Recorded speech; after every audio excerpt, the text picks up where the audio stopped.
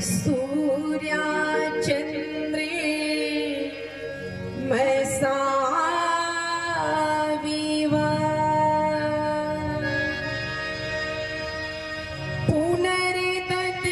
पुनरिदतेताग्निता जानेता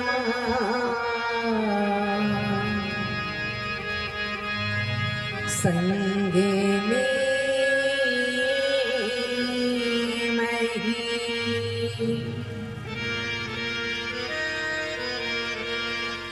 त्वमेव माता च पिता त्वमेव त्वमेव बन्धुश्च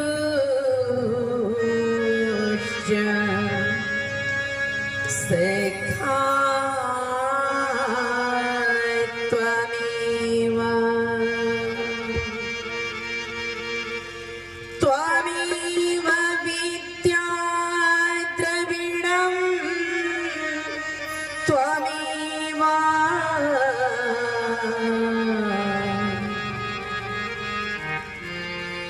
त्वमेव सर्वं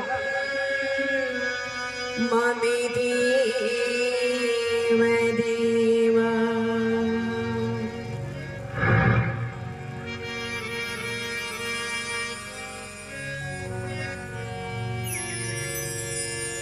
मेरा मुझे में कुछ नहीं जो कुछ है सबे तो तेरा तुझको सौंप दूं क्या लागे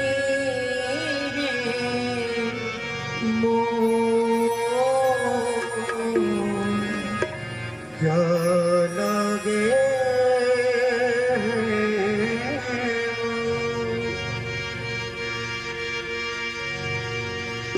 आइए हम सब मिलकर परम पिता परमात्मा के मुख्य नाम ओम का जाप करें।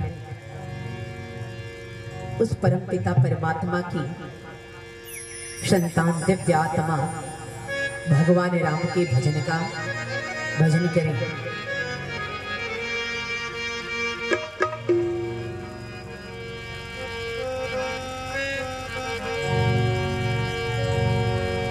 करी राम भजन तू प्राणी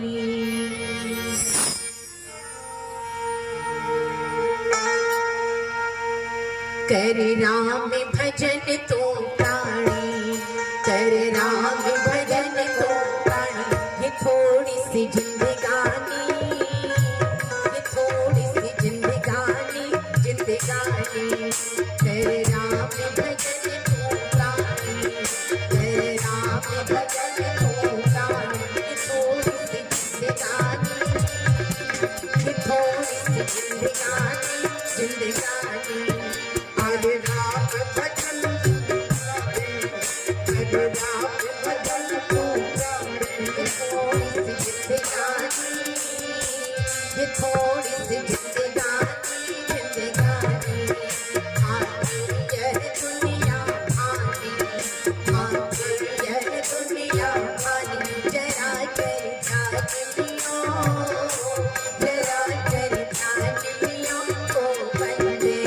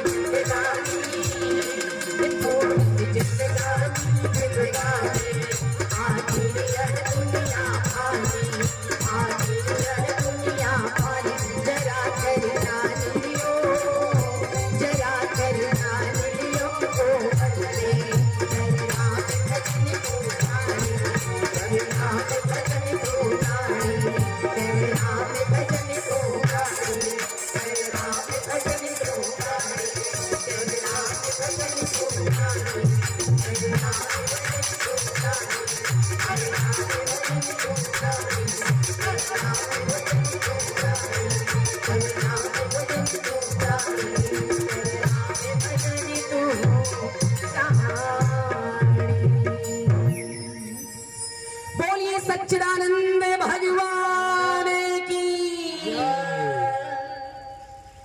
सम्मान के योग्य इस कार्यक्रम के आयोजक, इस कार्यक्रम के सर्वा ऑल इन ऑल प्रिय भाई, जिनके द्वारा इस कार्यक्रम का आयोजन रखा गया है, प्रिय भाई मनोज प्रजापति जी, उनकी फूल की तरह खिलती हुई मुस्कुराती हुई बिटिया, जिसने अभी मेरा माल्यार्पण द्वारा स्वागत किया, अनुष्का प्रजापति जी, इस मंच पर आशीन वादन कला पे साथ देते हुए, कीबोर्ड पे साथ देते हुए संत जी, तबले पर साथ देते हुए योगेंद्र जी, पैड पर साथ देते हुए किशोर जी, और झाल पर और गायन पे साथ देते हुए भाई डालू जी, इस मंच पर आसीन, इस सभा में उपस्थित, पांडाल में उपस्थित सभी सज्जनगण, आगंतुक श्रोतागण, पूजनीय वंदनीय मातृशक्ति, फूल के समान खिलते हुए बच्चों, आज मेरी राम कथा का अंतिम दिवस है, मेरे जीवन का नहीं, आपके इस रामनगरिया में अंतिम दिवस है, क्योंकि कल मेरी यात्रा होगी और परसों से मेरा प्रयागराज में कार्यक्रम है। तो विचार करना, जब हम साथ होते हैं तो बड़ा आनंद आता है, हंसते मुस्कुराते समय कैसे बीत जाता पता नहीं चलता है, पर जब विदाई की घड़ी आती है ना, तो सारी मुस्कान आंसुओं में बदल जाती है। पर यह भी सत्य है कि जो दुनिया में आया है उसे एक न एक दिन जाना ही है, और बेटियां हमेशा अपने घर में अच्छी भी नहीं लगती है। तो आइए विचार करना, राम कथा का श्रवण हम 2 दिवस से कर रहे हैं, और इस कथा में आपको यही समझाया जा रहा है कि राम कथा का श्रवण तभी सफल होगा जब हम भगवान राम के गुणों को अपने जीवन में उतारेंगे, अपने जीवन में धारण करेंगे। अगर हम राम का नाम केवल ले और काम राम का नहीं करे तो राम कथा का कोई लाभ होने वाला नहीं है। अगर हम मां सीता को याद करें और मां सीता के गुणों को अपने जीवन में धारण नहीं किए तो सीता के गुणगान का कोई लाभ होने वाला नहीं है। हम छोटी सी कहानी भी सुनते हैं ना, छोटी सी कहानियां जो पुस्तकों में होती है, तो उस कहानी की भी अंत में जब पूरा पढ़ते हैं तो अंत में उस कहानी की सीख होती है। क्यों जी? उस कहानी से हमें क्या सीख मिलेगी? और जो सीख मिलती है, अगर हम उस कहानी की सीख को हमने अपने जीवन में नहीं उतारा तो उस कहानी का भी कोई लाभ होने वाला नहीं है। मेरी बहनों, मैंने कल भी बताया था कि लोग कहते हैं कि राम कथा सुनो तुम्हारे सारे पाप कट जाएंगे, भागवत कथा सुनो तुम्हारे सारे पाप कट जाएंगे। क्यों जी? कथा सुनने से पाप कट जाएंगे? कथा सुनने से केवल पाप नहीं कटेंगे, अगर उस कथा के सार को हम जीवन में धारण नहीं किए तो पाप कटने के बजाय पाप और चढ़ जाएगा। अगर अच्छे गुणों को सुनकर हमने अच्छे गुणों का अनुकरण नहीं किया, अच्छे गुणों को धारण नहीं किया, तो पाप उतरने के बजाय और पाप हमारे ऊपर चढ़ जाएगा। इसलिए मेरी बहनों, विचार करना, हम सब रोज भगवान की उपासना करते हैं। क्यों माताएं घर में प्रातः काल उठती हैं, साफ सुथरा करके फूल अगरबत्ती भगवान जी को दिखाते हैं। हर किसी की पूजा करने का तरीका अलग अलग है। विचार करना, जब हम भगवान की पूजा करते हैं तो उसमें हम करते क्या हैं? तो कहा ईश्वर की स्तुति, प्रार्थना और उपासना करते हैं। ध्यान से सुनना, शब्द थोड़ी गंभीर है, साहित्यिक शब्द है। आप करते तो रोज हो, पर शायद अब तक समझ में नहीं आया होगा कि वास्तव में पूजा का अर्थ क्या होता है, वास्तव में स्तुति का अर्थ क्या होता है। क्यों जी? हम सब रोज भगवान की स्तुति करते हैं। ओम जय जगदीश हरे, स्वामी जय जगदीश हरे, भक्त जनों के संकट क्षण में दूर करे, तुम पूजन परमात्मा, तुम अंतर्यामी, तुम हो एक अगोचर। ये क्या है? परम पिता परमात्मा की स्तुति है। क्या है? भगवान की स्तुति है। स्तुति का अर्थ होता है परम पिता परमात्मा के गुणों का गान करना। अगर कोई मुझसे मिले और कहे दीदी आप प्रवचन बहुत अच्छा करती हैं, आप भजन बहुत अच्छा बोलती हैं, आपके प्रवचन को सुनकर हमारा मन गदगद हो जाता है, मन में एक क्रांति विचारधारा जग जाती है, तो ये क्या हो गई जी? स्तुति। वो हमारे गुणों का बखान कर रहा है। तो कहा जब हम परम पिता परमात्मा के गुणों का गान करते हैं तो वो क्या कहता है जी? स्तुति। आप लोग भी बोला करो थोड़ा बहुत, जितना पूछो, बिना कारण के मत बोलना, जितना पूछो बस उतना ही बोलना। कहा जब भगवान के गुणों का गान करते हैं तो उसे क्या कहते हैं? स्तुति। फिर कहा स्तुति के बाद हम क्या करते हैं? तो कहा परम पिता परमात्मा से प्रार्थना करते हैं। क्यों जी बहन? हमारी माताएं रोज प्रार्थना करती हैं। और प्रार्थना का अर्थ क्या होता है? प्रार्थना का अर्थ क्या होता है? तो कहा प्रार्थना का अर्थ होता है मांगना। प्रार्थना का अर्थ मांगना। हम ईश्वर की स्तुति करते हैं, फिर प्रार्थना करते हैं, उनके गुणों का गान करते हैं, प्रभु आप बहुत महान हो, और फिर हम अपनी आवश्यकताओं की चीज भगवान से मांगते हैं। और फिर अंत में कहा हम क्या करते हैं? तो कहा उस परम पिता परमात्मा की उपासना करते हैं। कुछ उपासना करते हैं, और उपासना का अर्थ क्या होता हमें नहीं पता। कहा उप का अर्थ होता है नजदीक, और आसन का अर्थ होता है बैठना। ध्यान से सुनो, कहा उप का अर्थ होता नजदीक और आसन का अर्थ होता बैठना। तो कहा किसके नजदीक बैठना? तो कहा परम पिता परमात्मा के नजदीक बैठना ही उसकी उपासना कहलाता है। अब मेरी माताओं, मेरे भाइयों, ध्यान से सुनना और विचार करना। हम अक्सर सुनते आए हैं और देखते भी हैं, क्या कहा संगत से गुण होते हैं, संगत से गुण जात। हम जिसका संगतिकरण करते हैं उसके गुण हमारे अंदर आने शुरू हो जाते हैं।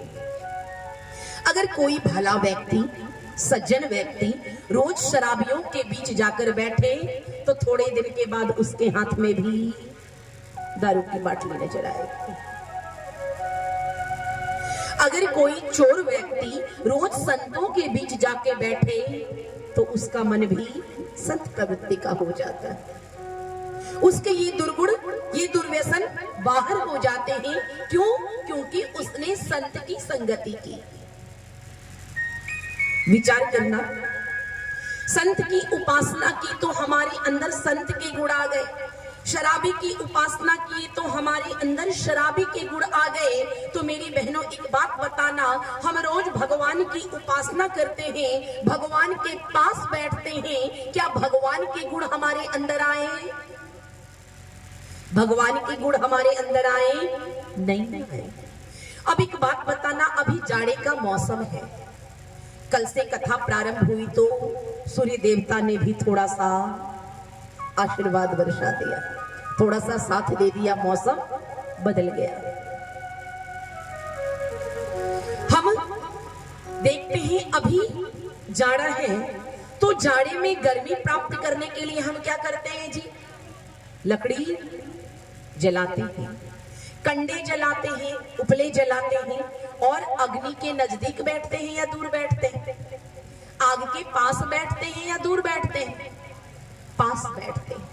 और जो ही हम अग्नि के पास बैठते हैं तो जो हाथ अब तक बर्फ सा ठंडा था वो हाथ हमारा गर्म होने लगा। अर्थात हमने अग्नि की उपासना की तो अग्नि के गुण हमारे अंदर आने शुरू हो गए। अभी थोड़े समय बीतने दो, फिर सूर्य देवता का प्रचंड रूप देखना।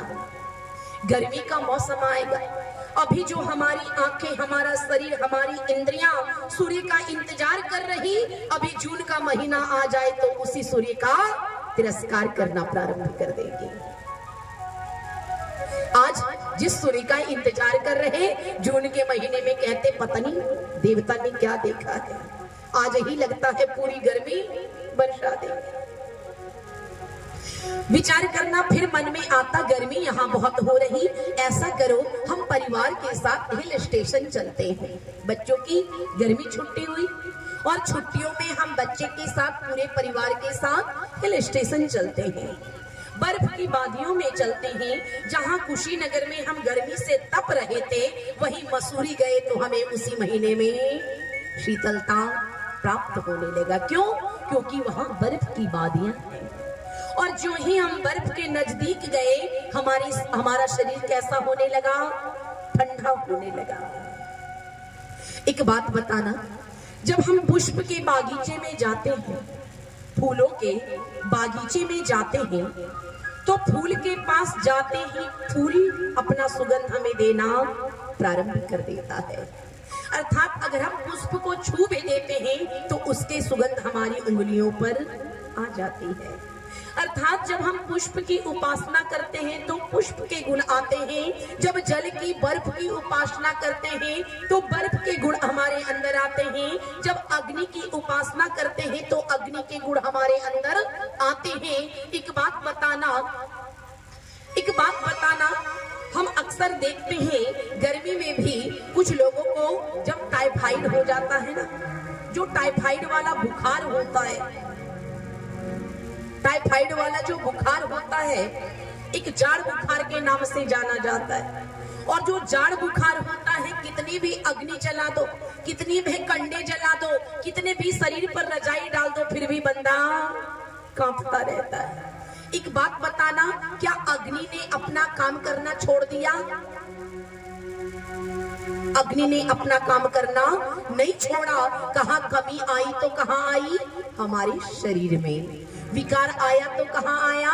हमारे शरीर में। हम पुष्प के बागीचे में गए और पुष्प को नाक में भी सटाया, फिर भी हमें सुगंध नहीं प्राप्त हो रहा, क्योंकि हम जुकाम से ग्रसित हैं। हमें जुकाम लगा है और फिर भी पुष्प को नजदीक से सूंघ रहे, फिर भी उसकी खुशबू हमें प्राप्त नहीं हो रही। तो एक बात बताना, क्या पुष्प ने अपना गुण छोड़ दिया? पुष्प ने अपना गुण नहीं छोड़ा। कहीं कमी आई तो कहाँ आई? हमारी नासिका में। मेरी माताओं, बहनों, भाइयों, याद रखना, हमें अग्नि के पास जाकर अग्नि से गर्मी मांगनी नहीं पड़ती है। क्यों जी? अग्नि के पास जाते तो क्या गर्मी मांगनी पड़ती? कहाँ हम अग्नि के पास जाते हैं तो हमें उससे गर्मी मांगनी नहीं पड़ती है, बस उपासना करने की बात है। उसके नजदीक गए तो उसके गुण हमारे अंदर आने शुरू हो गए।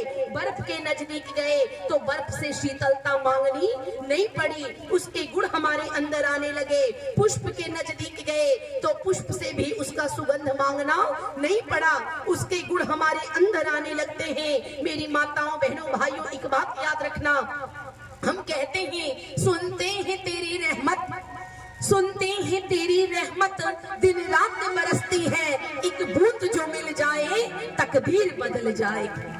क्यों जी? कहते हैं ना, हे परमपिता परमात्मा तेरे रहमत की वर्षा दिन रात हो रही है, फिर भी अगर उसका रहम हमें प्राप्त नहीं हो पा रहा, उसकी कृपा प्राप्त नहीं हो पा रही, तो क्या उसकी कृपा में कमी है? क्या उसके रहम में कमी है? कमी किसमें है जी?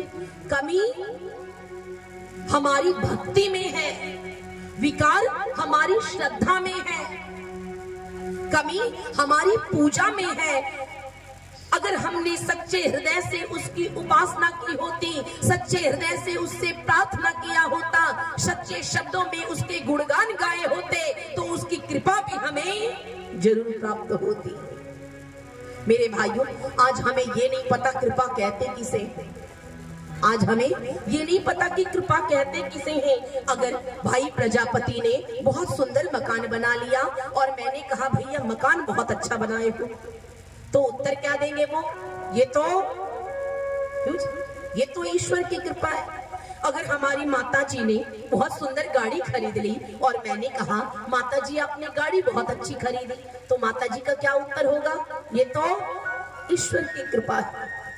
मेरे भाइयों, कभी घर को, मकान को, दुकान को, गाड़ी को ईश्वर की कृपा मत समझना।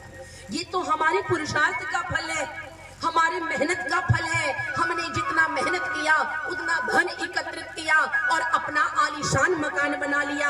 हमने दिन रात मेहनत की, चौराहे पे दुकान खोल दिया। हमने दिन रात मेहनत की, पैसा एकत्रित करके मर्सिडीज जगवार गाड़ी खरीद ली। इसमें ईश्वर की उपासना, इसमें ईश्वर की कृपा नहीं है।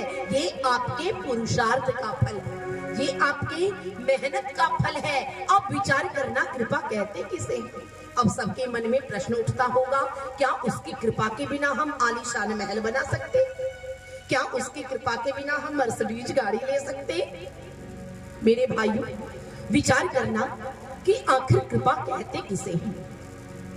अगर कृपा देखना है तो भगवान राम के जीवन को देखना। अभी हम जिसकी उपासना कर रहे, किसकी उपासना कर रहे? राम कथा में किसकी उपासना कर रहे? भगवान राम की उपासना कर रहे, भगवान राम के नजदीक बैठे हैं। अगर उसकी कृपा देखना है तो भगवान राम के ऊपर देखना। शाम को सूचना मिलती है, राम कल की तैयारी कर, कल तेरा राज्याभिषेक होने वाला है। क्यों? भगवान को सूचना मिलती कि कल की तैयारी कर, कल तेरा राज्याभिषेक होने वाला है, कल तू अयोध्या का राजा बनने वाला है। और प्रातः होते भगवान को क्या सूचना मिलती? राम तेरा राज्याभिषेक नहीं, तुझे 14 वर्षों के लिए वनवास जाना है। मेरे भाइयों, पूरी रामायण पढ़कर देख लेना, पूरा रामचरितमानस पढ़ के देख लेना। जितने लोगों ने अलग अलग भाषाओं में रामायण लिखी है, सबको पढ़ के देख लेना। कहते हैं दोनों सूचनाओं के बीच में भगवान राम के चेहरे पर कोई परिवर्तन नहीं आया। इसी को ईश्वर की कृपा कहते हैं, इसी को ईश्वर की कृपा कहते हैं। कहा जो दुख में फिसले नहीं और सुख में उछले नहीं। अगर आप यहाँ बैठे हो और आपसे कह दिया जाए आपकी 1 करोड़ की लॉटरी लगी है, जो अगर आपको सूचना मिले आपको 1 करोड़ की लॉटरी लगी है, अगर थोड़ा हृदय कमजोर हुआ तो अटैक आ जाएगा। क्योंकि अगर कमजोर हृदय का व्यक्ति हुआ तो खुशी के मारे अटैक आ जाएगा, उस धन को भोग नहीं पाएगा। अगर आप यहाँ बैठे हो और अचानक से सूचना मिले कि घर में आग लग गई, सब कुछ जल गया, फिर भी अटैक आ जाएगा। कहा जो दुख में फिसले नहीं और सुख में उछले नहीं, उसी के ऊपर ईश्वर की कृपा होती है। मेरी बहनों, अगर ईश्वर की कृपा देखना चाहते हो, अगर ईश्वर की कृपा देखना चाहते हो तो याद करना शाहजहांपुर की भूमि में जो नौजवान जन्म लिया था जिसका नाम था राम प्रसाद बिस्मिल। जब आप भारत की आजादी का इतिहास पढ़ोगे ना तो आपको ये नाम नजर आएगा। कहते हैं राम प्रसाद बिस्मिल को फांसी की सजा पड़ने वाली, उन्हें फांसी के तख्ते पे खड़ा किया गया। जल्लाद को बुलाया, सिर पर काला कपड़ा डालो, गले में फांसी का फंदा डालो। वो राम प्रसाद कहता है, ओ जेलर साहब, इसके लिए राम प्रसाद को किसी और की जरूरत नहीं है, इसके लिए तो राम प्रसाद अकेला काफी है। और वो काला कपड़ा को फेंक देता है। वो राम प्रसाद उस काले कपड़े को फेंक देते हैं और फांसी के फंदे को दोनों हाथों में पकड़ते हैं और गले में डालते हैं और उस फांसी के फंदे पर झूलने से पहले कहते हैं, सरफरोशी की तमन्ना अब हमारे दिल में है, देखना है जोड़ कितना बाजुए का दिल में है, वक्त आने पे बता देंगे तुझे ए आसमां, हम अभी से क्या बताएं क्या हमारे दिल में है। और इतना कहकर वो राम प्रसाद बिस्मिल, वो देश का नौजवान भारत की बलिवेदी पर खुद को कुर्बान कर देता है। मेरे भाइयों, विचार करना, मौत सामने खड़ी है, मौत सामने खड़ी है और मुख से कविताएं फूटे, ये तो वही कर सकता जिसके ऊपर ईश्वर की कृपा होती है। अगर ईश्वर की कृपा देखना चाहते तो भारत की आजादी में आप सबों ने चंद्रशेखर आजाद का नाम सुना होगा। क्यों जी? चंद्रशेखर आजाद का नाम सुना होगा।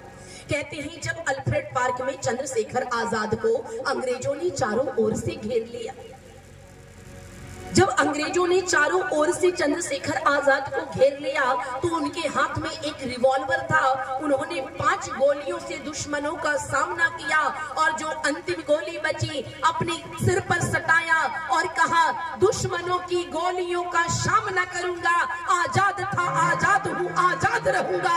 इतना कह के खुद को गोली मार लिया। अरे खुद की आजादी को बरकरार रखने के लिए खुद को मृत्यु से गले लगा ले, खुद वो मृत्यु को गले लगा ले, ये तो वही कर सकता है जिसके ऊपर ईश्वर की कृपा होगी।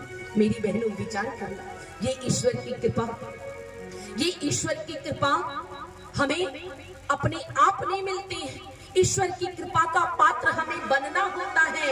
अब एक बात बताना, उसकी कृपा हमें कैसे मिलेगी? अगर नर्सरी का बच्चा अपनी माँ से कहे, अपने पिता से कहे, पिताजी मुझे एमए की पुस्तक ला दो, तो क्या पिता लाके देगा? नहीं लाके देगा। क्यों? क्योंकि अभी उसकी पात्रता नहीं है एमए की पुस्तक वाली। अरे उस परम जिस प्रकार नर्सरी के बच्चे को माँ एमए का पुस्तक लाके नहीं दे सकती, उसे उसके पात्र बनना होगा। जब वो एमए में चला जाएगा, पढ़ने योग्य हो जाएगा एमए की पुस्तक, तो उसे माँ से मांगनी नहीं पड़ेगी, माँ मुझे एमए की पुस्तक ला दो। जब तुम एमए में जाओगे तो पिता स्वयं खरीद कर लाकर तुम्हें पुस्तक दे देगा। जब उस योग्य बनोगे ना तो परमपिता परमात्मा से कृपा तुम्हें मांगनी नहीं पड़ेगी। वो परमपिता परमात्मा तो दिन रात बरसाता है। अरे तुम खुद को उस पात्र तो बनाओ जो उसकी कृपा तुम्हें प्राप्त हो पाए, वरना दुनिया में जो आता है उसे एक ना एक दिन जाना ही। रो के मरो या हंस के मरो, मरना तो एक दिन है। अगर कहा रो के मरो या हंस कर मरो, मरना तो है ही, तो यूं ही जिंदगी बर्बाद करने से क्या लाभ? कहा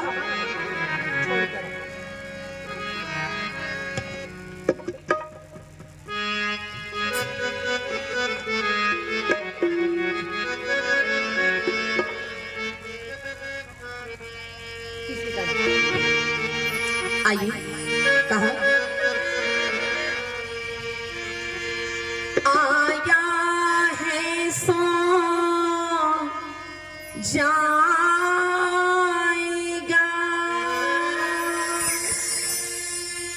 राजा रंग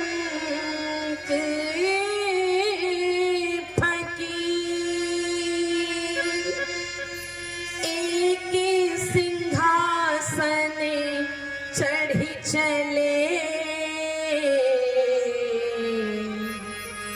एक बंधे जंजीर, एक बंधे जी। छोड़कर संसार जब तू जाएगा, छोड़कर संसार जब तू जाएगा, कोई न साथी तेरा साथ निभाएगा। छोड़कर संसार जब तू जाएगा, कोई न साथी तेरा साथ निभाएगा। हमारी बहनी को गाना नहीं आता, भजन नहीं समझ में आ रहा। प्रयास करूंगी थोड़ा बहुत भोजपुरी में सुना दूं। आइए थोड़ा बहुत आप प्रयास कर लो, थोड़ा बहुत हम प्रयास। छोड़कर संसार जब तू जाएगा, कोई न साथी तेरा साथ निभाएगा।